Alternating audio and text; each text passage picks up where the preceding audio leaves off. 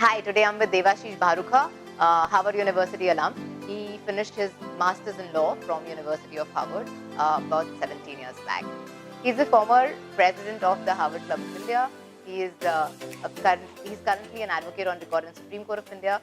He has multiple books to his credit and he's currently doing PhD. He's here with us to share his experiences of going to Harvard, staying in Harvard, coming back from Harvard, and his journey in the legal profession. Welcome, Devashish. Thank you. And I would like to start with what course did you really pursue at Harvard University? Masters in Law. And which year was it? 2000, 2001. So it's approximately 17 years back. Kind of.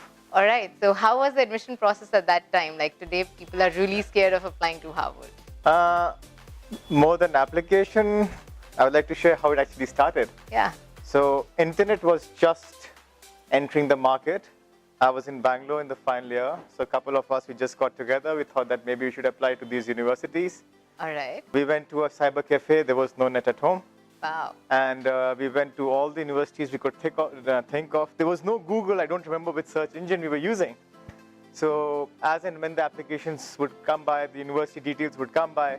So we'll just apply for the application forms. Wow. So the application forms would come. It'll take a couple of weeks or 3 weeks for the application forms to come via courier. And I remember if we get the application form, that itself was a huge occasion for celebration that we received an overseas application form. And then one by one we sat and sort of started filling it up one by one. And I think I applied for 8 to 10 of them. Wow. Most of them rejected me. So I had. And Harvard accepted you? I don't know why. Even till today, we're not sure why it happened. But there's a very interesting way how we will look. We'll find out how they accept it.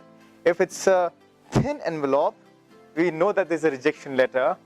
As a thick one, which means it's not only acceptance, but a lot of other.